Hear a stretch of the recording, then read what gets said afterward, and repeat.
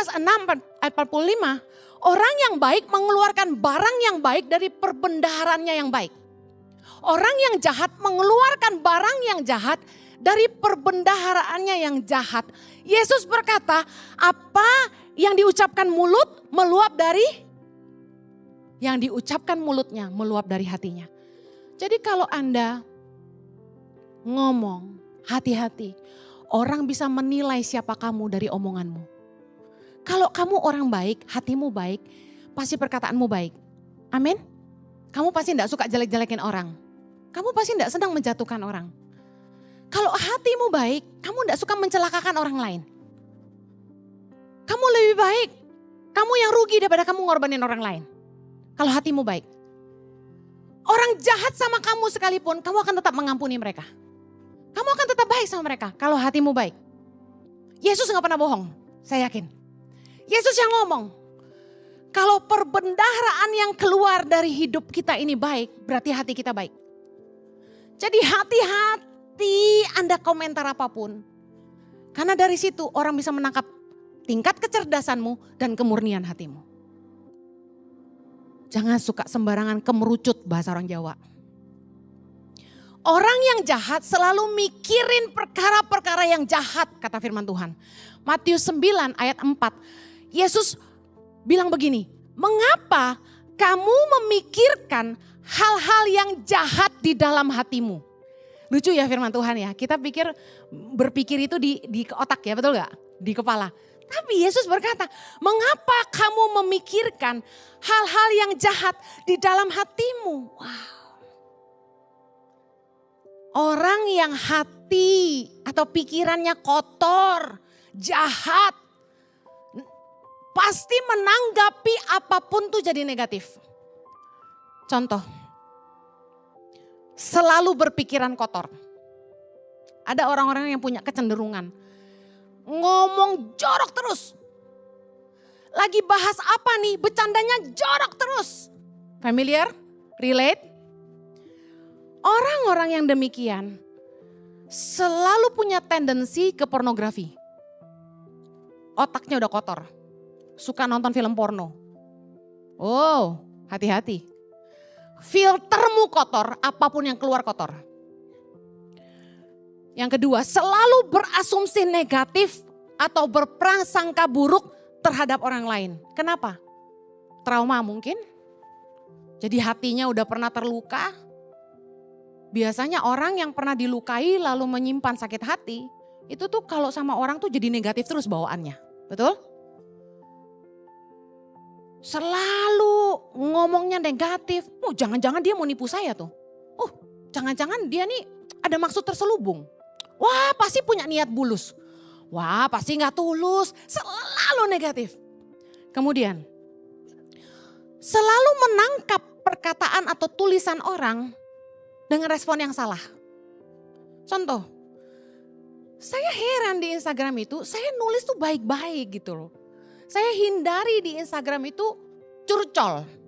Saya lebih senang membangkitkan semangat orang. Sekalipun keadaan saya lagi tidak baik-baik. Anda lihat saya kelihatannya seger-seger aja, baik-baik aja ya. Saya tuh lagi stres banget, bagi banyak masalah banget gitu. Tapi saya berusaha gini, apapun yang saya lepaskan harus yang baik. Jadi ketika saya mau menulis di sosial media, saya enggak mau curcol. Kenapa hidup sengsara? Titik, titik, titik. Atau tulis kayak kebanyakan orang di Facebook. Kelabu, titik, titik, titik. Hatiku sakit, titik, titik, titik. Kenapa sih? Kenapa enggak bangkitin semangatmu dan bangkitkan semangat orang lain? Amen. Jangan selalu negatif. Saya nulis apa gitu di Instagram. Tapi dia bisa nangkapnya salah. Coba apa ya? Aku tuh saking gini loh. Yang sampah tuh gak pernah tak inget gitu loh. Jadi kalau mau ngasih-ngasih contoh yang jelek tuh kayak gak keinget gitu. Baca sendirilah. Lagi nulis apa orang bisa ngomongnya yang gak baik gitu loh. Sampai kadang-kadang tuh geleng-geleng. Kalau kamu di depan saya jewer kamu. Kenapa sih nangkepnya selalu jelek? Dikasih roti loh bisa lihatnya batu gitu. Orang kalau filternya tuh kotor, hatinya tuh enggak bersih. Apapun yang ditangkap jadi kotor. Coba Anda punya saringan yang kotor. Anda mau nyaring air, kayak kotor semua lah. Ada orang yang suka baper, tersinggungan. Itu bisik-bisik kenapa? Ngomongin saya ya? Wah gitu. Kaget ya. Itu kenapa tuh? Mandangnya dengan sinis ke saya tadi. Nggak senang sama saya, gitu pasti. Pernah merasa gitu? Tadi dia tuh ketemu saya ya, nggak senyum loh. Wah, pasti ada sesuatu di hatinya sama saya. Gitu. Orang kalau baper ya, apapun direka-reka. Asumsinya jelek. Jangan gitulah. Ingat kalau saringanmu kotor, penerimaanmu kotor. Hidupmu ditentukan dari hatimu. Kalau hatimu bersih, hidupmu bersih. Sampai-sampai itu ada istilah gini. Kebaikan bukan kebodohan saya tulis. Kenapa? Karena orang baik suka dibodohi. Kenapa atau enggak orang baik suka dimanfaatkan?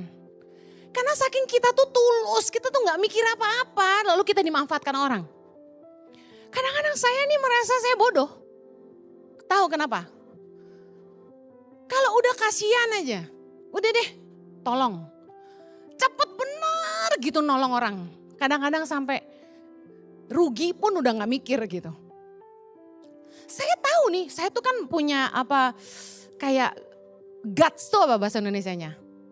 Feeling instinct. Saya bisa tahu kayaknya orang ini cuma manfaatin saya. Tapi karena kalau udah lihat anak-anak, saya udah kasihan gitu. Kalau udah lihat wah anak-anak gak mampu, wah saya harus tolong mereka. Udah merem lah, oke. Kerjasama. Tapi ujung-ujungnya saya tahu saya cuma dimanfaatkan.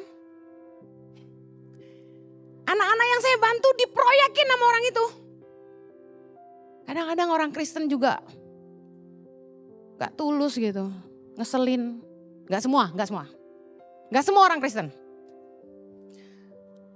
Orang kalau hatinya tidak benar suka salah radar. Salah nangkep terus, gagal paham terus. Orang maksudnya apa, nangkepnya apa. Mertua gak bermaksud menyakiti, dia bilang menyakiti. Kita ketawa, dia bilang ketawain dia. Ribet deh sama orang-orang yang gagal paham terus. Kita gak senyum, dia bilang sombong. Kita senyum-senyum, dia bilang kita gila. Jadi maunya apa gitu kan. Mazmur 73. Luar biasa ya. Ayat 1 bilang gini. Mazmur Asaf. Sesungguhnya Allah itu baik bagi mereka yang tulus hatinya. Katakan amin. Bagi mereka yang bersih hatinya. Lompat dari ayat kedua sampai ke-7 itu tentang orang-orang yang gak baik. Ayat 7 dibilang gini. Karena kegemukan, kesalahan mereka menyolok. Hati mereka meluap-luap dengan sangkaan. Tuh asumsi. Mereka menyindir dan mengata-ngatai dengan jahatnya. Hal pemerasan dibicarakan mereka dengan tinggi hati. Mereka membuka mulut melawan langit dan lidah mereka membual di bumi. Orang kalau hatinya udah gak baik. Hatinya penuh asumsi.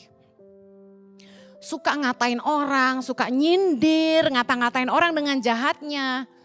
Ngelawan Tuhan, mulutnya gak rasa bersalah. Tadi pagi waktu itu saya bangun tidur. Saya lagi doa gitu. Tiba-tiba saya kayak dapat penglihatan. Keagungan Tuhan. Kemuliaan Tuhan. Saya langsung timbul rasa ngeri. Dan saya mulai memuji Tuhan. Saya bilang Tuhan engkau besar. Engkau agung. Ada rasa penghormatan yang kusyuk gitu di hati saya. Tiba-tiba tuh saya diingatkan. Seringkali manusia tuh kalau ngomong gak ada takutnya sama Tuhan. Di hidup kita ini kita penting punya rasa hormat sama Tuhan. Jangan suka hidup sembarangan, jangan suka ngomong sembarangan. Tuhan memang Bapa yang baik, Bapa yang pemurah, penuh kasih karunia. Tapi dia Raja segala raja, pencipta alam semesta. Bapa yang mulia, yang agung, yang patut dipuji, patut menerima dan layak menerima segala penghormatan kita. Jangan sampai kita kurang ajar. Orang Kristen saking tahu bahwa Tuhan adalah Tuhan hubungan. Yesus saja turun ke dunia untuk menjadi sama seperti kita. suka take it for granted. Sadarilah bahwa kamu punya Tuhan yang patut kamu takuti. Tuhan yang patut kamu hormati. Tuhan yang sanggup melakukan apapun dalam hidupmu. Amen. Jangan kurang ajar sama Tuhan. Hati-hati. Maaf. Saya lihat betapa netizen di sosial media jahat sekali ngata-ngatain hamba Tuhan. Saya kasih tahu firman Tuhan berkata jangan menyentuh orang yang diurapinya. Orang itu kalau dia disebut hamba Tuhan karena Tuhan pakai hidupnya, saya kasih tahu, dia tetap manusia. Dia punya keinginan, dia punya dosa, dia punya kesalahan. Bukan urusan kita menghakimi dia. Saya kasih tahu, kita masing-masing berurusan sama Tuhan. Nggak usah hakimi pendeta, apapun, teman, nggak usah. Hati-hati, Daud ketika Saul berbuat dosa, Daud tidak berani membunuh Saul. Dia hanya menggunting ujung jumbai Saul untuk membuktikan gini. Saya punya kesempatan membunuh kamu tapi tidak saya lakukan. Kenapa? Karena Daud bilang aku tidak akan menyentuh orang yang diurapi Tuhan. Saya kasih tahu ya. Ngeri. Jangan jahatlah sama orang. Mau dia pendeta atau bukan. Mau dia diurapi atau tidak. Nggak usah jahat sama orang. Taburan kita itu tuayan tuh ke kita.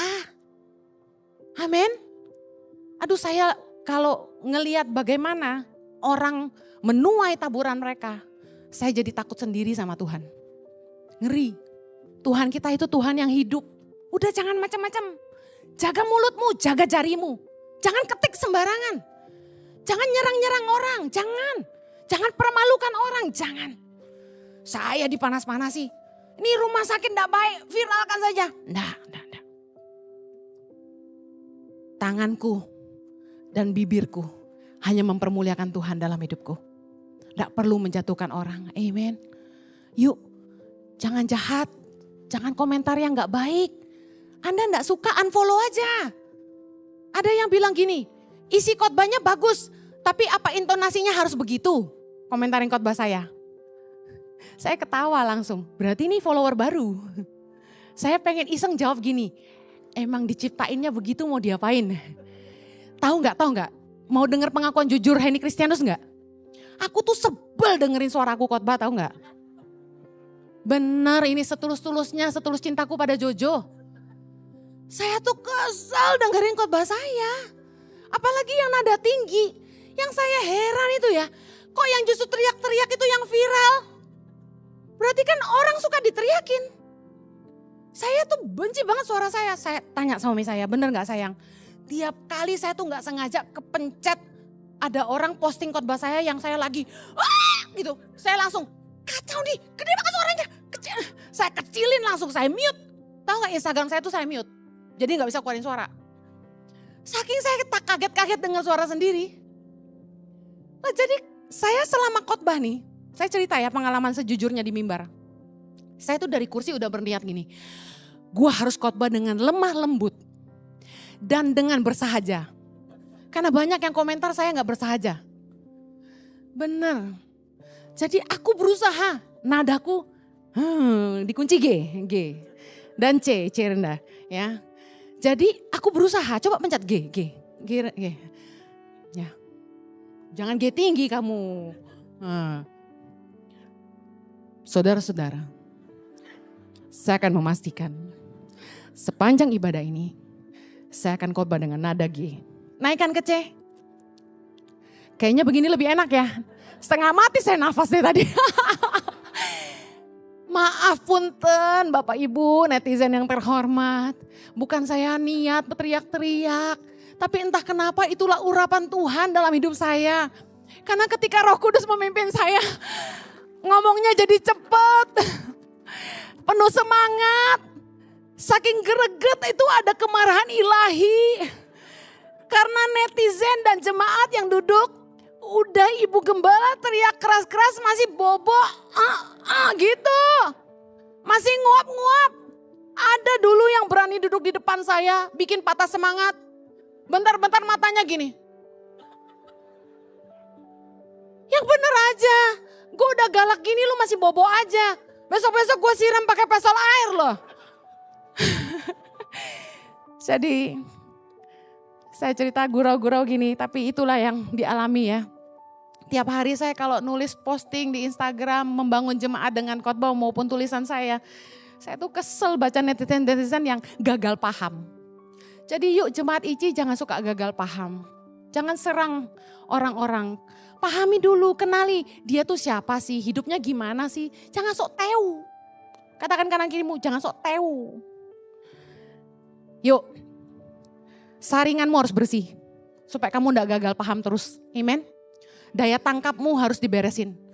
Kalau hatimu bersih, apapun yang kamu terima pasti bersih. Mari beresin hati supaya bisa memahami. Jangan komentar sebelum kamu mengerti dengan benar. Hendaklah kita cepat untuk mendengar tapi lambat berkata-kata. Pahami dulu baik-baik sebelum bicara. Yang mau katakan amin. Sederhana ya, jangan gagal paham. Kita berdoa. Bapa di sorga, biar jemaatmu boleh belajar firman-Mu dan menghidupinya sungguh-sungguh. Kami mau belajar cepat mendengar, lambat berkata-kata dan lambat untuk marah. Kami mau belajar memahami dengan baik. Supaya perkataan kami tidak melukai orang lain. Supaya perkataan kami membangun. Supaya kami jangan dinilai bodoh sama orang lain. Terima kasih Tuhan, biarlah kami jadi orang-orang yang bijaksana. Semua yang keluar dari mulut kami adalah perkataan hikmat. Perkataan yang membangun orang lain, nasihat-nasihat yang memulihkan hati orang. Terima kasih Bapak, berkati umat-Mu di dalam nama Yesus yang berdoa. Yang diberkati Tuhan sama-sama katakan, Amen. Tuhan berkati.